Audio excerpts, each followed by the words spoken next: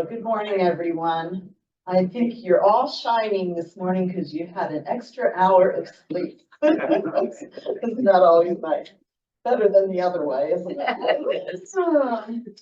Okay, I don't think you need an introduction of who we are, Paul and Sandy Brubaker. I know all of you, so I assume you know us as well. But as you know, this Sunday and next Sunday, we will be speaking about Haiti and some of our experiences. Paul is going to be talking today about the history of Haiti. He's going to ask some questions and he will welcome your thoughts and your input as he goes along. Yesterday, Paul made a comment to me. He said, what if somebody that's a new attendee walks into this faith formation class this morning and wonders, why are we talking about the history of Haiti? What does that have to do with anything? So I was thinking about that, and I'm thinking the reason it is because our denomination has invested a lot of time and resources into this country over the last number of years. And in starting new Church of the Brethren congregations in Haiti, the medical care, which you know about somewhat, and our response to disasters there. So next week, Paul and I will have a conversation back and forth, or like a dialogue together, about the Church of the Brethren in Haiti and how that church started its work there, the response to the many problems that Haiti faces, and the Haiti Medical Project, which I know you've heard of, but I'm not sure how much you know about it. And so we will go into more depth about that next week.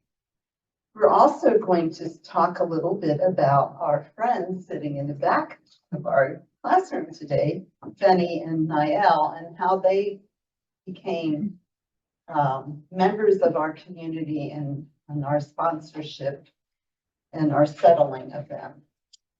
So thank you for coming, and I'm going to turn it over to Paul.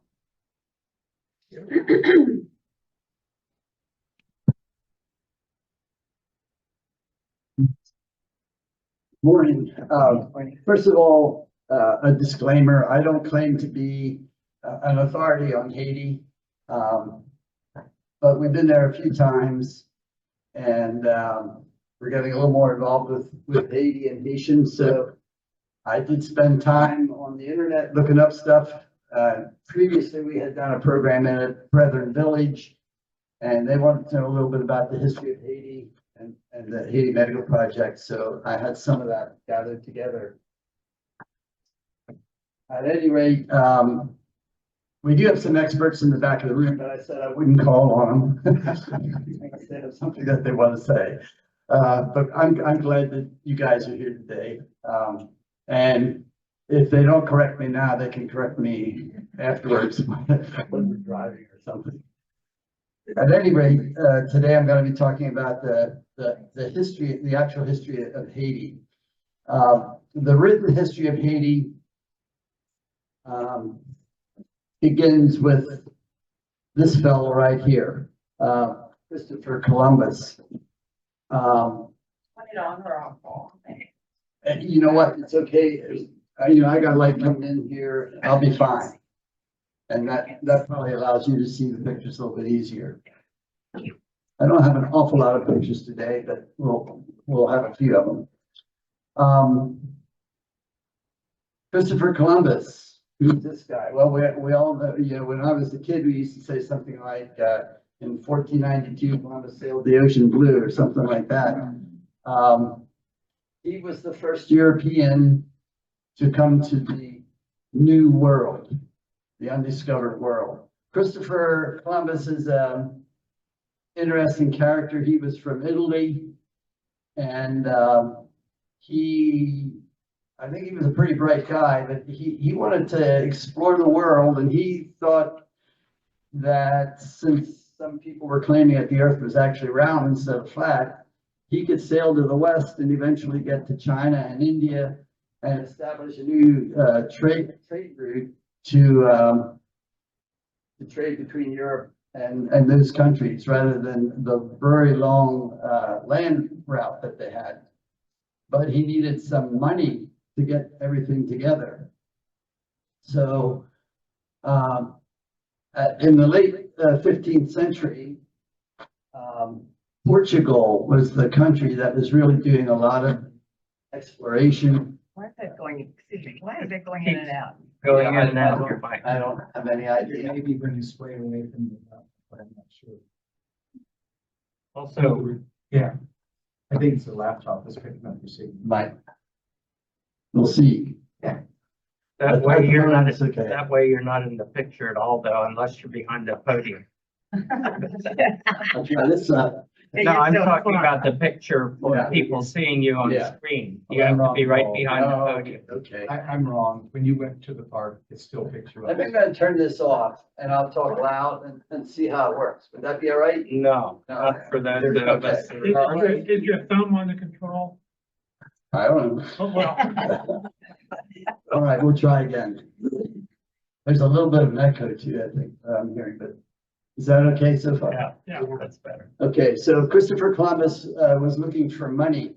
At this point in the history of Europe, You have to stay behind the podium or your picture isn't seen at all. There are people online watching. yeah. Hi. I'm glad. At any rate, we're back to Portugal. Portugal was the country that was doing a lot of the exploring at this time. And that was mainly of Africa.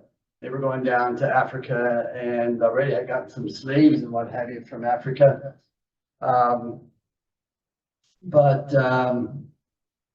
Spain was preoccupied with fighting the Moors. If you remember about that a little bit from history, I didn't remember much of it, but the Moors had been in control of the Iberian Peninsula where Spain is located for about 800 years. And Spain was at this point just in the act of freeing themselves from the Moors, and the Moors were actually Arabs from northwestern Africa that had come up and conquered that area. We're not going to get into that. It's very, very interesting history, though. If you want to look that over, they were pretty bright people and made some great scientific discoveries and innovations and things like that. At any rate, Ferdinand and Isabella were the king and queen of Spain.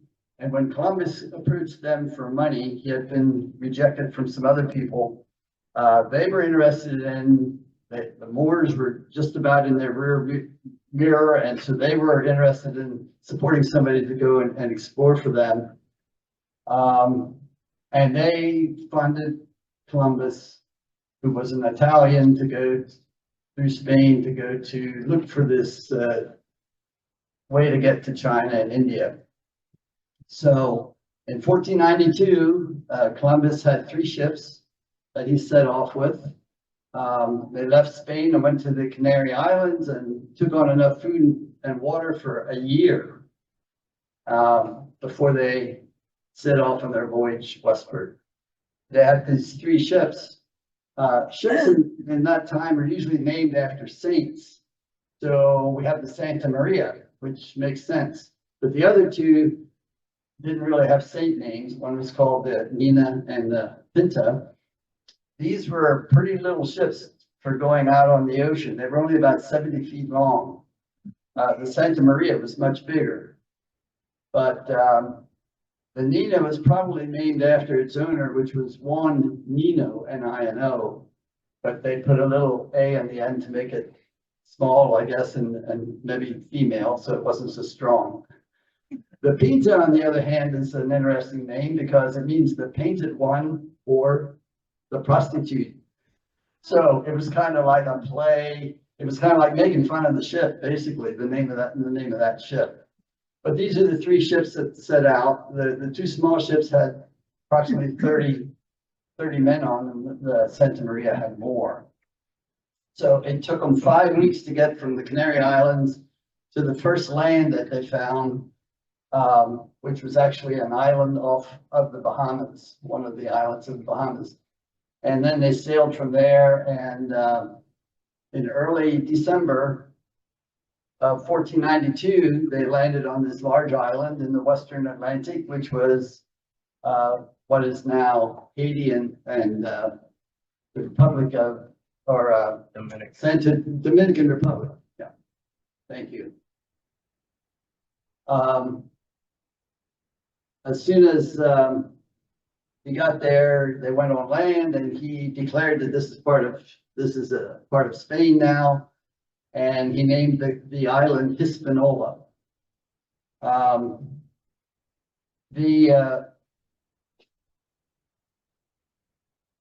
It's an old map of Hispaniola, but not as old as when Columbus was. Columbus, yes. He named it for Spain, but Portugal funded him. How come? No. I'm sorry. No, Portugal was doing a lot of exploring, but they didn't fund him. Spain, Okay. Ferdinand and Isabella from Spain gave him the money because this was a way for them to start to expand a little bit what they were looking for as well. Some new territories. So he arrived on this island and found that it was already occupied. There was a group of people that were living on the island named the Taínos, T-A-I-N-O. And these were indigenous people that were on a lot of the islands in the Caribbean. And I was watching one of those television programs on PBS. I think it's the guy, his last name is Gates, I think, who does these pedigrees of people, find out where they come from, their history. And he was doing a Hispanic actor, and he mentioned that he had evidence of Taino ancestry, which I thought was kind of neat because I already knew that word. It made it a little more real for me. But the Tainos were living on the island, and it was probably there was various estimates from 250,000 up to 1 million indigenous people living on Hispaniola when Columbus found it. So the tragedy of Columbus's trip on this occasion was that the Santa Maria wrecked off the north coast of what is now Haiti, right close to Cap Haitian, and they only had 2 small boats now, so they couldn't take everybody back to Europe at the end of, it was on Christmas Eve that it wrecked, by the way. So they took the timbers from the ship and built some shelters on land, left 39 people there, 39 of the sailors, and took the rest back to Europe. When he returned a year later, all those people had been exterminated, they were killed. And there's a long history there. I'm not going to get into it. It probably was some rivals of the Taino people that had come and killed them, or at least a chief that wasn't friendly to the Europeans. It wasn't everybody in the island that was implicated in that. So the interesting, or the really sad thing is that within 60 years of the Europeans coming to Hispaniola, within 60 years, 90% of the indigenous people were dead. Most of them died because of diseases. Smallpox was a big one. Just spread like crazy. They had never seen that disease before.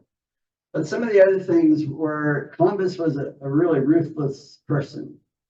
And this picture is an engraving later than Columbus, done by a Scandinavian person, but from things that people had told him. But Columbus told the indigenous people on the island, when I come back, I want each of you to have a certain amount of gold. And if you need to give that as payment to me.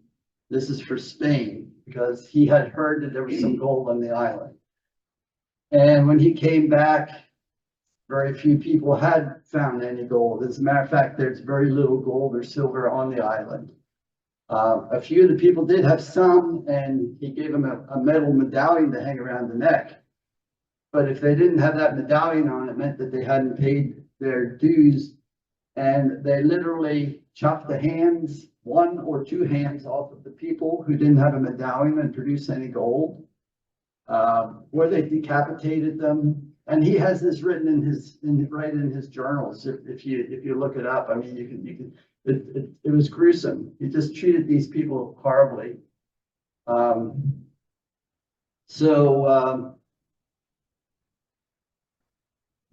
indigenous people died because of diseases. Some of them were killed by the Europeans that came there.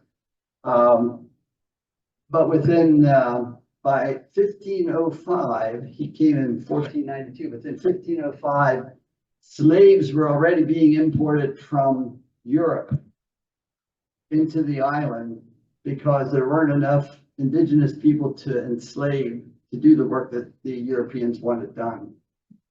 So, at least, so the bottom line is that Columbus is a really controversial figure. I mean, some people think of him as a great adventurer, and other people see him as a fellow who committed tremendous atrocities. He made 4 trips to the New World. The first 2 were to the islands in the Caribbean. The last 2, one was to Central America, and the last one was to Northern and South America. He never set foot on North American soil, but he was close. He was close. So, from you folks, why did Columbus have the right to even claim this land for Spain? I mean, why was that allowed? Doctrine of discovery. Yeah, what was the doctrine of discovery? Basically, Pope had made a decree that basically that if people are occupying land that and they're not Christian, then Christians can take over and do whatever, more or less. Yeah. In our home group, that meets on Tuesday evenings, and some of you are part of that. We dealt with this doctrine of discovery through Mark Charles, who some of you might have heard down at NOAC. But Mark Charles says an interesting thing. He says, first of all, how could a land be discovered when it was already fully inhabited? Which is a good question. But you're exactly right. So I have a paper here. I'm just going to read a little bit of it about the doctrine of discovery. It says it was a policy enacted initially by the 15th century Catholic Church, proclaiming the right of Christian nations to take possession of lands of non-Christians in the interest of saving their souls. Non-Christians were not recognized as legitimate landowners, and any land discovered by Christian explorers could be claimed as the property of the discoverer's nation. Interestingly, Native Americans did not believe that one could own land, while in Europe, the European colonizers owning land was a God-given right. So there's a real conflict in their thought process here. The doctrine of discovery were papal bulls, B-U-L-L-S, which I think is an interesting word, but it means a pronouncement, an official pronouncement from the Pope. The first one was in 1452, one was in 1455, and then after Columbus came over here in 1493, Pope, what was his name? Alexander VI. He wrote a special blessing on Spain to keep looking at these countries and converting them to Christianity. Columbus really didn't want to, it turned out, he didn't really want to convert them to Christianity because he wanted to make slaves of the people to get gold and stuff for him. And so he did not do very much proselytizing when he came here. But anyway, the doctrine of discovery.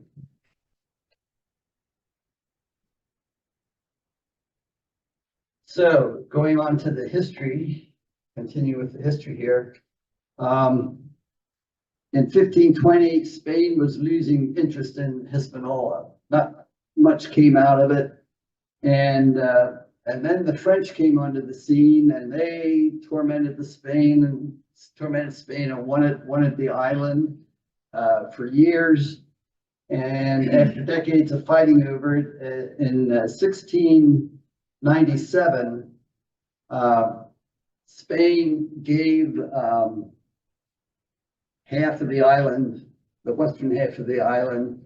And this is a map, and you can sort of see a line, the change in color here a little bit. So this part was Haiti, and that became the Dominican Republic. It was not called Haiti at this point, though. It was given to France for them to take over that area, and it was called Saint Dominique when the French took over. It became a very lucrative colony for the French. And by the 1780s, they had just taken, this was like 150 years after the French had taken it over. Saint Dominique was producing 40% of the sugar and 60% of the coffee that was used in Europe. It was known as the Pearl of the Antilles. Just that, what is today is what is Haiti. But this was possible primarily because of slave labor, and it was brutal. In the last half of the 1880s, 1/3 of the African slave trade went to Saint Dominique. 1/3 of all the people brought over. They were taking in 40,000 slaves every year. And the slaves outnumbered the white population by 10 to 1. The turnover of slaves was so high that they kept their various folk religions, and then this became blended with the Roman Catholicism that the Europeans wanted them to believe, and the religion of voodoo came out of that, and I'm going to talk about that a little bit later. But the treatment of these slaves was absolutely brutal. They treated them really bad because they wanted to force them to do the work that they wanted, and they wanted more production out of them. So if they didn't do it exactly as the Europeans would have liked, they were some of the slaves were put in stacks and thrown into water and drowned. They were crucified on wooden planks. They were filleted with whips and then cast the injured person out into the jungle, where worms and ants would devour the people. They would throw slaves into cauldrons of boiling cane syrup, just to name a few of the atrocities that were committed against these people. Keep an eye on our time here. I was going to talk a little bit about slavery. I mean, where did these people come from? But there was a slave trade. Europeans, for the most part, very rarely went into Africa and rounded up people to bring out. The people that were sold into slavery were brought to the coast of Western Africa, where Europeans had put up forts and holding pens, and they would buy these people who other tribes had conquered, and they became the slaves that were brought to the United States. The Europeans would then load them onto ships. That was the ones that they wanted. They would examine them. If they didn't like them, they wouldn't take them. And they paid stuff like beads and services or some goods like food and things like that for Europe was what they would pay for these people, and then bring them to the United States. 40% of the people who were brought to the ocean on the way, as the other tribes would bring them to the ocean, 40% of people were dead before they got there. There was a lot of people that died, and then you put them on these ships and hauled them over in really bad conditions too, and a lot more of them died on the way over. So that the chances of surviving, even to get to the slave place in the New World, was not high. These people were treated so badly. Somebody had a question. Yeah. Who was selling them? Were they other African people that were selling? Yeah, there was a lot of different tribes. I mean, Africa really wasn't broken up into countries like it is now. but a lot of tribes, and the tribes would conquer another tribe. And when it became lucrative, some of these tribes just went out and caught other people from other tribes just for the sake of selling them, not necessarily because of warfare. It is a bad piece of history for the world.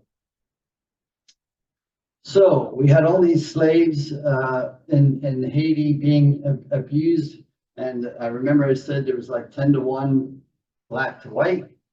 And in August of 1791 is when the Haitian Revolution began. And this was headed up by Toussaint Louverture, who was a slave, which eventually he was caught by the French and he was taken over to France and put in prison. He never got a hearing in court or anything, and he died in prison. But the French Revolution the Haitian Revolution was started by him. In 1804, the slaves had won their independence. Might want to be on a different slide. Yeah, here we go. So 1804 was when the slaves won their independence, and it was on January 1st. They started their country. It became the first Black republic in the Western Hemisphere. Haiti also is today the only country that was formed by slaves overthrowing their masters. This is the only place in the world that it ever happened. And Haiti was the second country in the world where the people that were living there threw out their colonial masters. Who was the first one? My country is. That's right. The United States was the first country that defeated their colonial control of masters, and Haiti was the second. I thought that was interesting. So the United States was not happy that this occurred in Haiti, though, and they didn't recognize the Haitians as running their own government until 1862, when the Civil War had started. And part of it was because when in 1804, when this occurred, the southern states controlled Congress, and they were afraid that if word got out that the slaves in Haiti had become independent, that there might be revolts in the United States. So from the slaves in the United States, so they didn't want to have any part of that. Haiti, by the way, was renamed Haiti when the revolution occurred.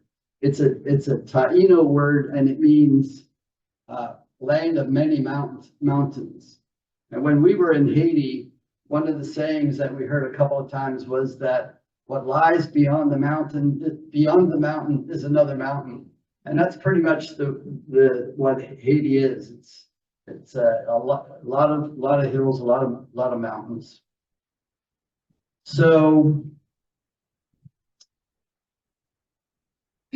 everything would have went pretty well. Well, it didn't really go pretty well, but in 1825, this was 1804 is when they declared themselves independent. In 1825, France came back with 14 warships off the coast from Port-au-Prince, and they demanded that that Haiti had to pay them 150 million francs to make up for the reparations for these slaves that had value, and their masters in France had lost this value, and they wanted them to pay their previous masters for themselves, basically, is what it was. Some of it was also supposedly to pay for recognition from France as an independent country. And so there was great pressure on the president at that time, and the president of Haiti, and he agreed. But That money that was owed to France was borrowed from other countries and other institutions at very high interest and was not paid off until from 1825 until 1947. And I have information here, but I don't think I'll go into it, but too much. But there's evidence that if Haiti could have kept this money, not had to pay the interest that they paid, that money would have been worth 15 billion to 115 billion dollars in 2000, in the year 2000.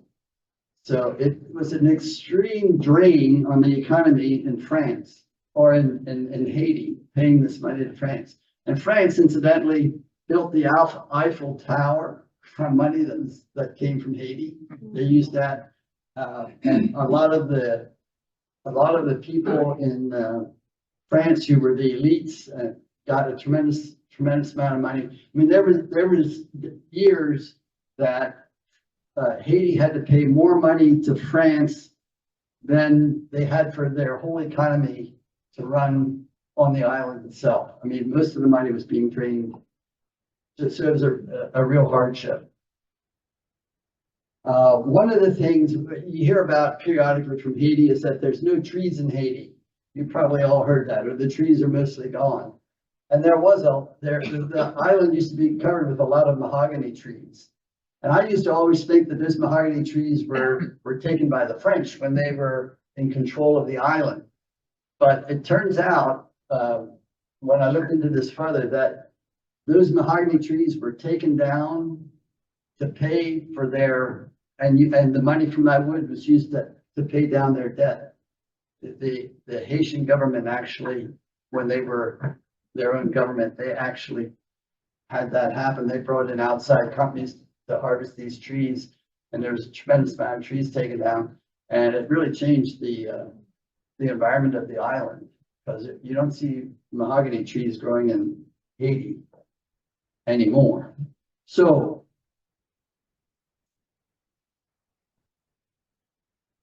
then the history of Haiti goes on. When I reviewed this, it sort of reminded me of the Old Testament, where it says, "And the kings did evil in the eyes of the Lord." Not everything went well. The first head of the Haitian government in 1804 was assassinated 2 years after he took power. And he was assassinated because he was trying to run the government like a dictatorship or an emperor. And he was gathering all the wealth, and he was building up a strong army for himself, which was part of the Constitution said that he wasn't supposed to be doing that. And there was two conspirators at that point that divided the land of Haiti into a northern part that they called the Kingdom of Haiti and a southern part that was called the Republic of Haiti. But by 1820, that'd be 16 years later after the country was started, the two parts were again reunited because the northern ruler had committed suicide, and then the guy who was running the Republic of Haiti joined everything back together again. From 1874 to 1911, there was a period of peace and economic development in Haiti. However, in 1911, there was increasing instability. They had 7 presidents between 1911 and 1915.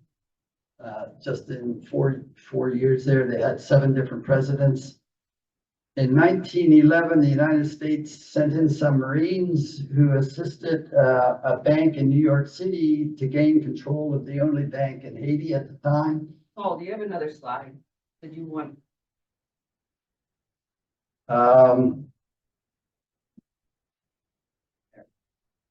Yes, although I'm going to refer back to one thing on there a little bit later. Anyway, they took $500,000 from the bank and moved it up to New York City for safekeeping. And the bank, and part of this was done because there was increasing German interest in Haiti as well. There was about 200 Germans that had moved into Haiti, the Haitian constitution said you cannot own property in Haiti unless you were a citizen of Haiti from the very beginning. You had to have direct lines from the black slaves in order to own any property. Germany came over and they wanted to establish some control over the country. There's about 200 of them that came in, and they really got great influence because they married Haitian women, which gave them a right now to own land. And they controlled a lot of Haiti's finances at this time. The United States wasn't too excited about that. We weren't getting along very well with Germany. So that was another reason why we got involved with Haiti in the early 1900s. So we got this money and took over the bank, and the bank in New York City, which today is Citicorp, by the way, they saw that they were not going to get much money out of Haiti at all because they couldn't pay off the amounts of money that they wanted. And so they really asked the United States government to move in 1915. And that's when the United States moved down there with a bunch of Marines and took over control of Haiti. The United States was there from 1915 to 1934. During this time, we handpicked who we wanted who were the rulers of Haiti, who ran the government. We rewrote their constitution for them. Didn't give them much choice. We had these puppets that put it through. And this new constitution allowed foreigners now to own land in Haiti.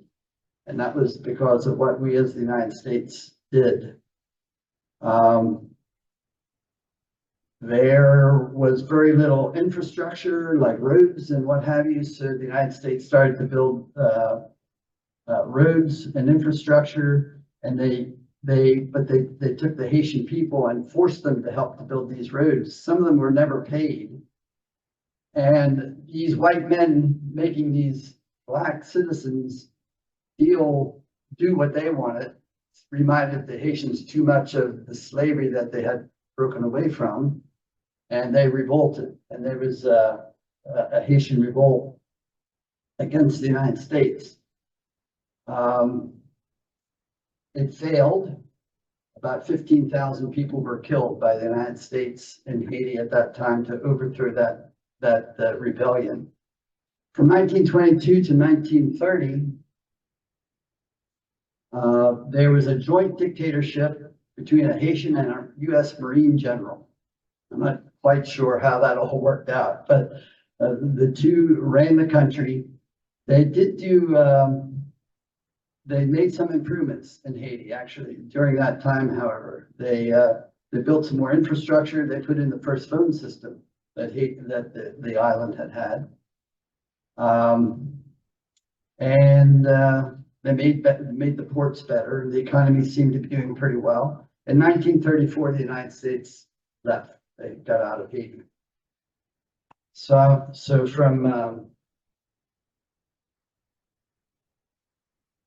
from 34 to 46, Haiti elected a series of presidents. Most of them abused their power and took money for themselves and for the elite in the country. And then in 1946 to 1950, the Haitians had elected a civilian president who did much to improve the conditions in rural Haiti, but he made voodoo the official religion of an official religion in Haiti, which really upset the Europeans. And some Europeans were living in Haiti at that time, and even some of the Haitians who were Christianized were very upset by that move. And a military coup drew him out of power. So I want to talk just a little bit about voodoo, and I'm certainly not an expert on voodoo either, but I did look up a little information. First of all,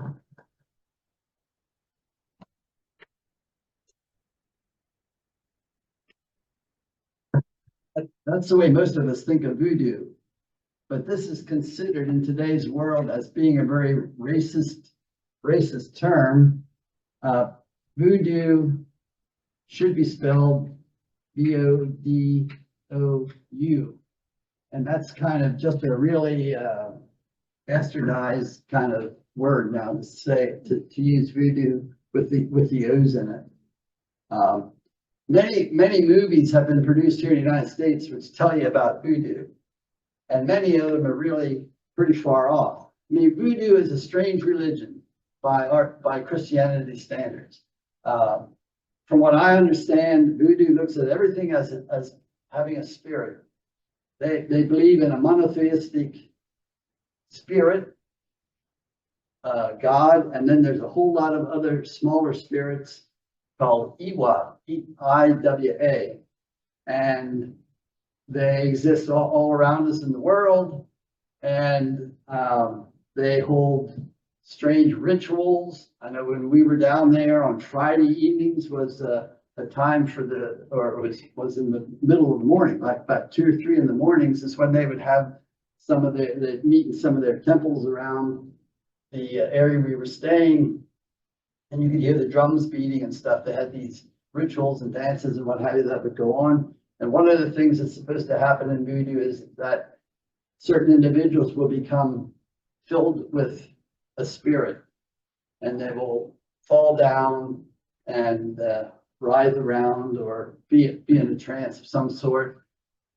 Reminded me of the old Cleona camp meetings. If anybody ever went over there, I was over there when I was a kid. It scared the wits out of me. Because, these women would go around in a circle holding hands, and every now and then one would just fall over. It wasn't voodoo though. Anyway, this is a strange religion that has a blend of Catholicism and religions from Africa that blended together and came up with this religion. There's a lot of different types of voodoo that are practiced by the different priests and priestesses. There's no written scripture or anything like that that they refer back to that they all would follow. There are some books written nowadays that people describe what it was, but there's no scripture per se.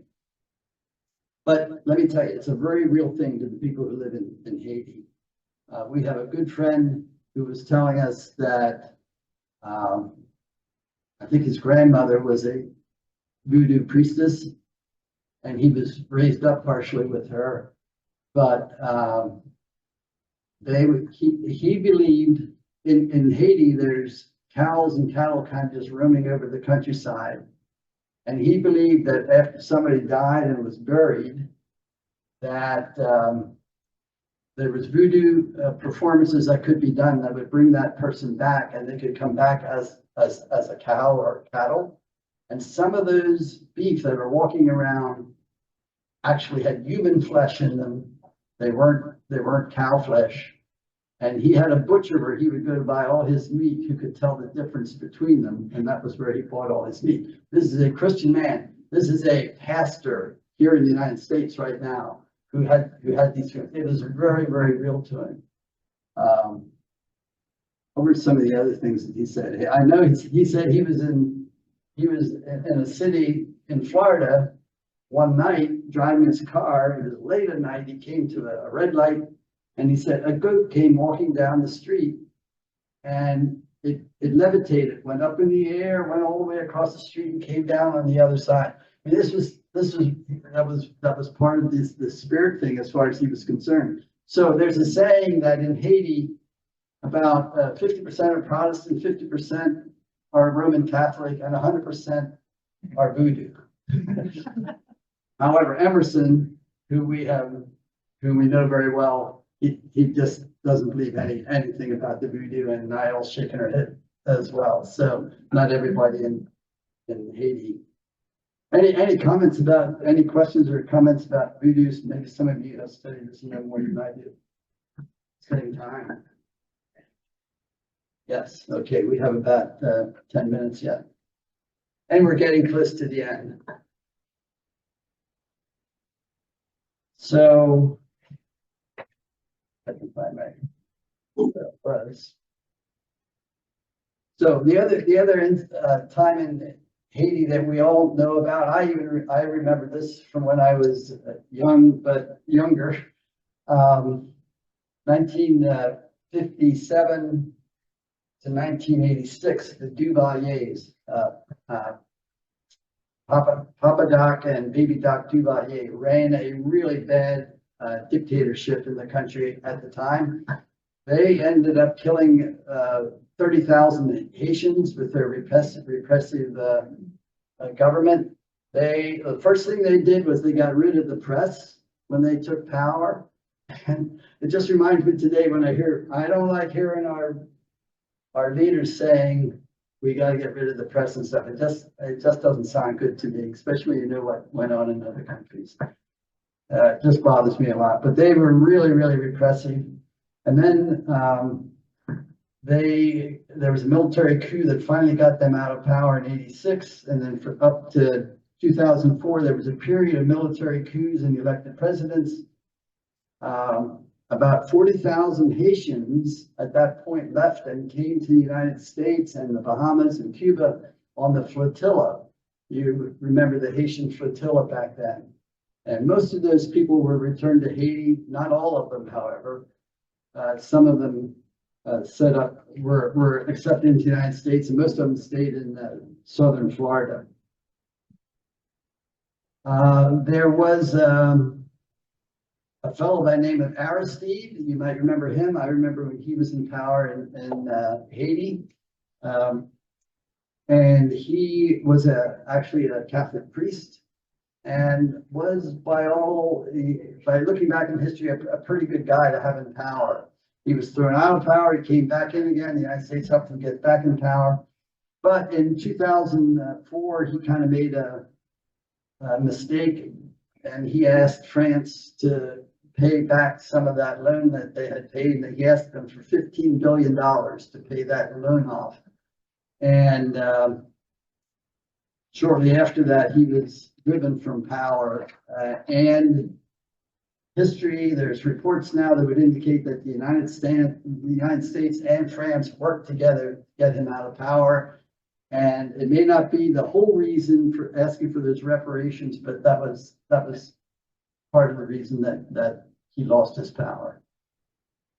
So in 2004, the UN sent in their peacekeeping forces.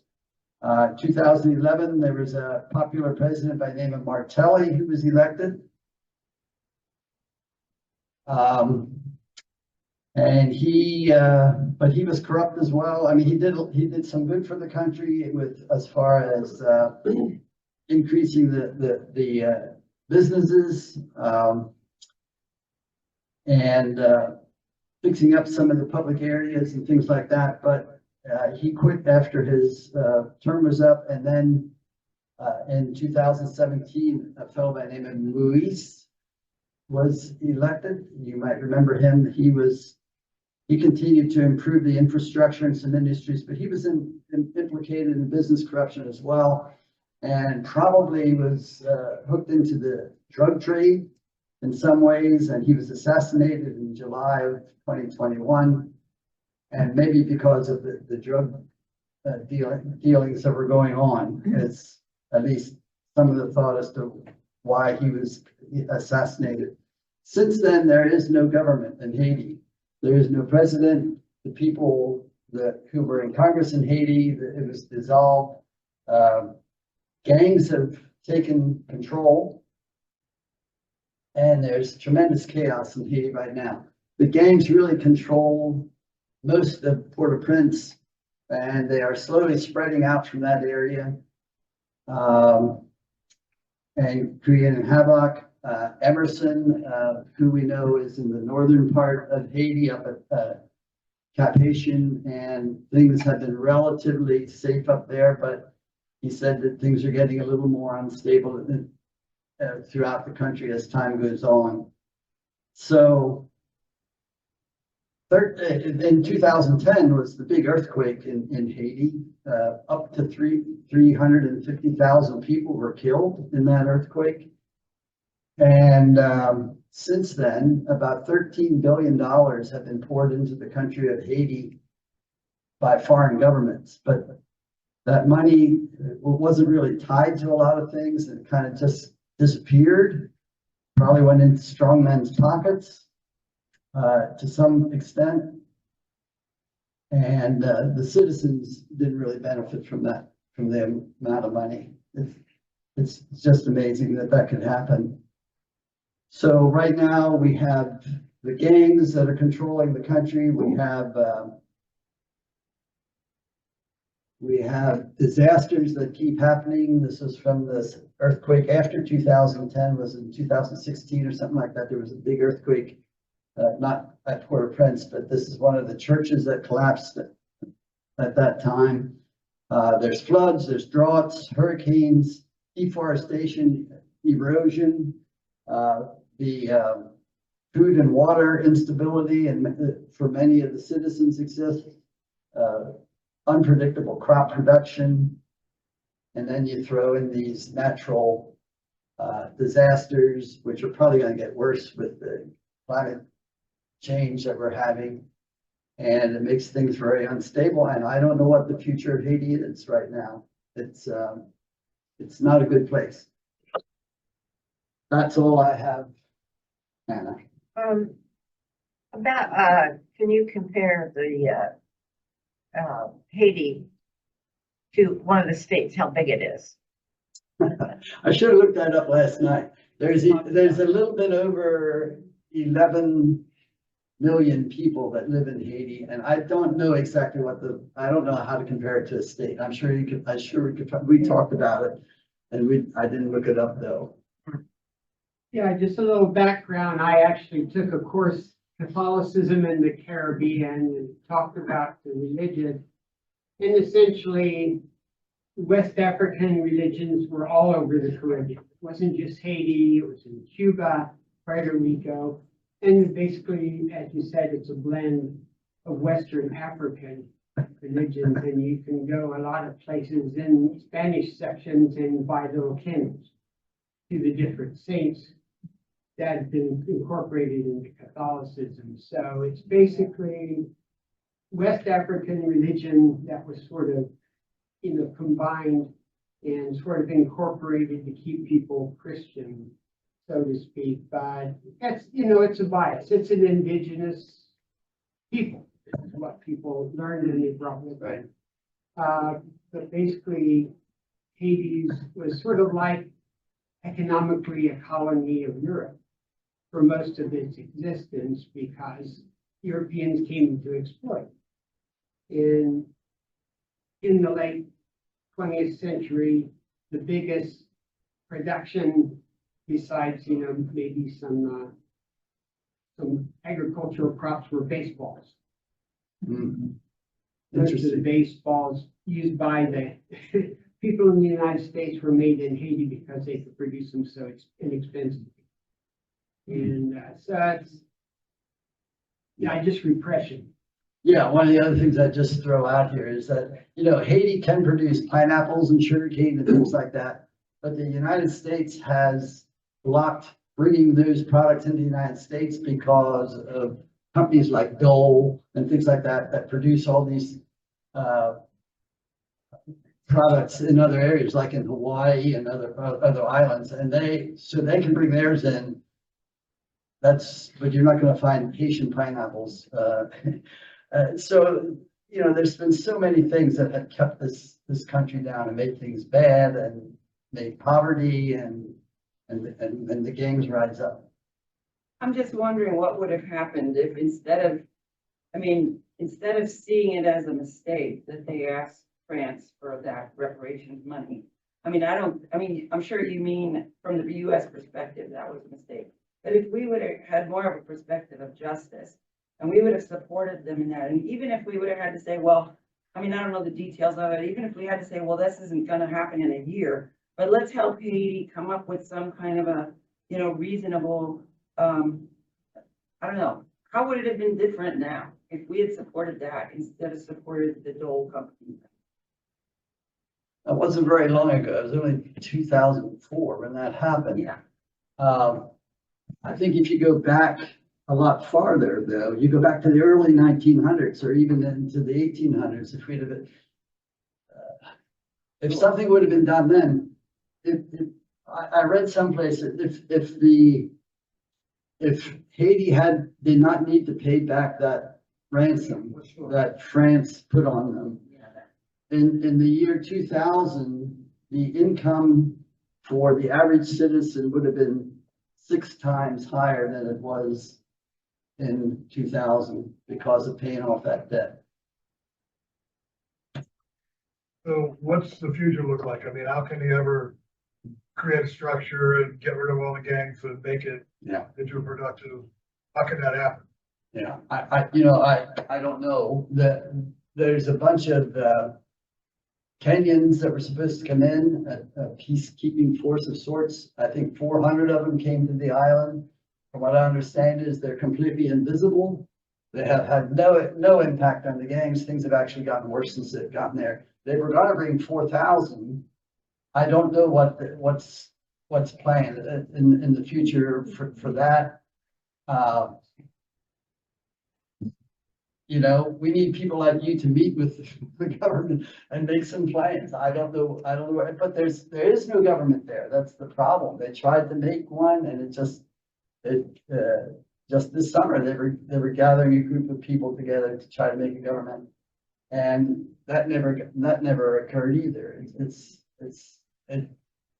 Time will tell, I think. I don't know. Yeah, I guess we're out of time. but I recall- two more questions. I recall in recent history, after that horrible earthquake in Haiti, I believe in 2010, former President Clinton and Bush were going there and trying to arrange that all the billions of dollars of money that was coming from all over the world to help rebuild Haiti would be used properly and not wind up being in wrong people's pockets. Whatever happened to those initiatives? Yeah.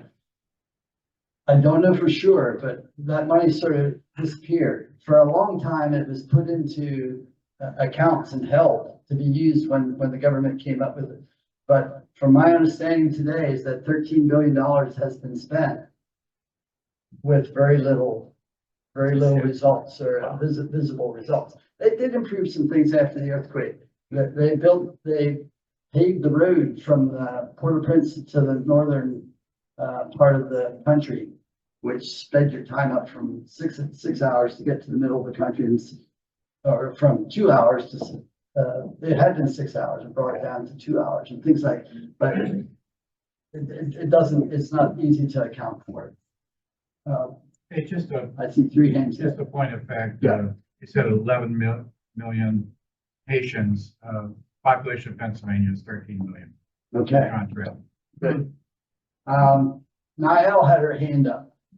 There's someone that asked how much the state will have in Haiti. Actually, we have states that Okay, Cap-Haïtien is in the north state and Port-au-Prince is in the west state. We have. so it's divided up into states. Yeah, I didn't know that. Thank you. Thanks for sharing that. And Don, you had your hand up. This will be the last thing, and then. Is there any viable initiative, church-related projects going on now? Next week. You mean work by the church? Yes, it is. And we're going to talk about that next week in some detail. Yes, but it's not being done in Port-au-Prince anymore. It's too dangerous. So they have some communications. They will communicate by internet or something and talk to people, but there's no wells being drilled around Port-au-Prince anymore. There's no medical clinics being held around Port-au-Prince anymore. It's just too dangerous. You load all that stuff up into a big pickup truck and haul it off, and somebody's gonna stop you and take it.